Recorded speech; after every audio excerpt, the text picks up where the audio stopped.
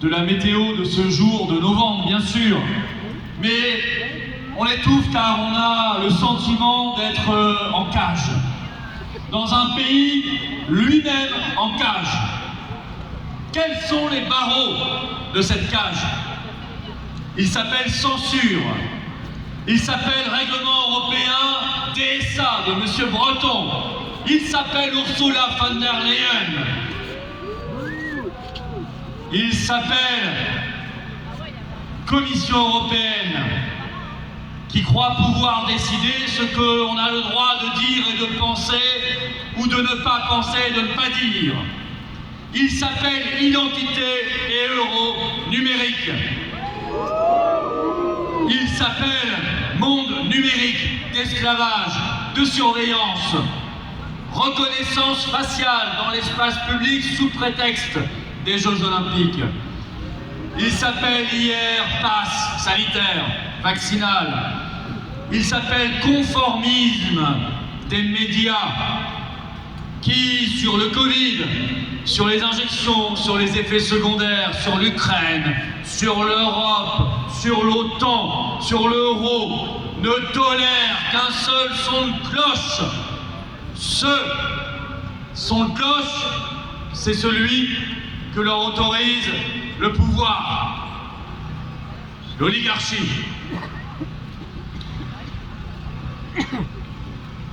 Des chaînes de télévision qui de plus en plus mettent des chaînes aux mots, des chaînes aux pieds, des chaînes à la pensée.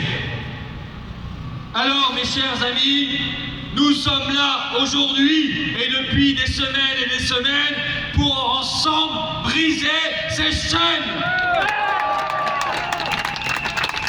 Réaffirmer ensemble une chose simple: notre liberté est sacrée. Elle est d'ailleurs le premier mot, je le rappelle, au fronton de nos mairies. Nous avons aujourd'hui spécialement, ce 11 novembre 2023, 3 sources d'inspiration dans nos combats. D'abord, bien sûr, ce 11 novembre, jour de l'armistice. Les poilus, nos héros, nous inspirent, car eux ont tenu bon pour leur patrie, pour un idéal de liberté, pour nous, les générations qui arrivaient après eux. Ils sont tombés pour nous. Et rien que pour ça, chers amis, chers résistants, nous avons le devoir sacré de nous battre et de tenir jusqu'au bout. Notre deuxième source d'inspiration aujourd'hui, c'était il y a 2 jours, le 9 novembre. J'étais avec plusieurs d'entre vous à Colombey, 2 églises. Et nous commémorions bien sûr le général de Gaulle et son immense combat de résistance nous inspire chaque jour. L'homme qui a su se lever, l'homme qui a su dire non, l'homme qui a incarné une certaine idée de la France, l'homme qui a représenté et défendu la France libre et la remise au plus haut des nations. Cette inspiration nous élève et nous tenons chaque année à aller lui rendre hommage. Et puis, la dernière source d'inspiration, personnellement, c'est celle que j'ai vécue hier pour une première mondiale. J'étais invité, c'était tout en haut de la tour Montparnasse, par le Parti républicain américain, les amis de Donald Trump. Et ils m'ont demandé d'aller parler de la liberté d'expression, car chez eux comme chez nous, et encore plus chez nous, elle est évidemment largement attaquée. Nous avons tous ensemble compris qu'il n'y a de liberté que quand il y a des peuples libres. Car les chaînes que nous devons également briser sont celles de l'Union européenne. Ursula von der Leyen croit pouvoir dicter nos vies, notre monnaie, notre commerce, notre agriculture, ce qu'on met dans nos assiettes, peut-être demain des insectes et des larves, nos frontières, nos finances, la guerre et la paix, les vaccins, ce qu'on a le droit de dire ou de ne pas dire. Nous lui répondons comme nous répondons à toute cette clique. Le seul souverain, c'est nous, c'est le peuple. Vous n'avez pas le début d'un commencement de légitimité. Alors taisez-vous et cassez-vous.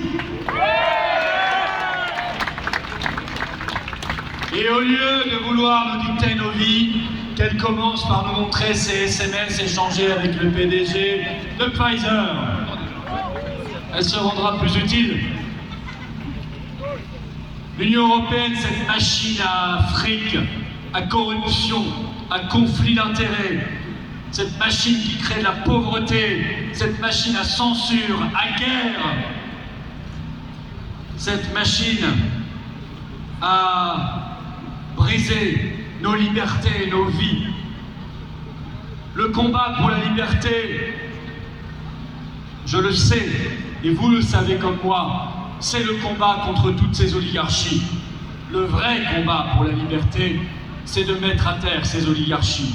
C'est le combat contre toutes ces structures mondialistes qui ont kidnappé nos pays et volé nos libertés. C'est le combat pour la souveraineté du peuple de France et de tous les peuples du monde, sur tous les continents. C'est le combat ici pour le Frexit. Frexit, Frexit, Frexit, Frexit, Frexit, Frexit, Frexit, Frexit. C'est évidemment, et ça va bien entendu ensemble, le combat pour la paix. Et l'OTAN fait partie du même problème et donc doit recevoir la même solution, la même correction. Nous devons également, quand nous briserons nos chaînes de l'Union européenne, briser nos chaînes de l'OTAN et en sortir. Nous ne voulons pas, ni pour nous, ni pour nos enfants, être ballottés d'une guerre à l'autre, pour finir par nous écraser sur le mur fatal de la Troisième Guerre mondiale. Nous ne voulons pas de leur narratif permanent, être la variable d'ajustement des intérêts de cet État profond et de ces faucons avides de guerre, que ce soit en Ukraine, que ce soit au Proche-Orient ou ailleurs. Nous ne voulons pas des petites stratégies malsaines et perverses de leur tête de pont. L'Union européenne, OTAN, je devrais y rajouter CEDH, OMS, les Bill Gates, les Ursula, les Véran, les Macron, les Rousseau maintenant dans cet immeuble-là, les ministères de la Santé, qui enserrent les peuples, qui privatisent nos biens publics, qui détruisent le bien commun et nous pillent nos libertés. Toute cette infamie doit cesser et doit être détruite. C'est bien notre libération qui est l'enjeu profond et qui est l'objectif réel. Nous sommes, nous ici, le peuple d'un vieux et grand pays qui en a connu beaucoup d'autres. En ce 11 novembre, puisons dans l'héroïsme, la force et le courage des héros tombés pour nous, bien avant nous, pour que notre France, notre belle France et rebelle, France éternelle, vive, pour que la vie continue, pour que nos libertés triomphent. Vive la liberté, vive la résistance, vive la paix et vive la France libre!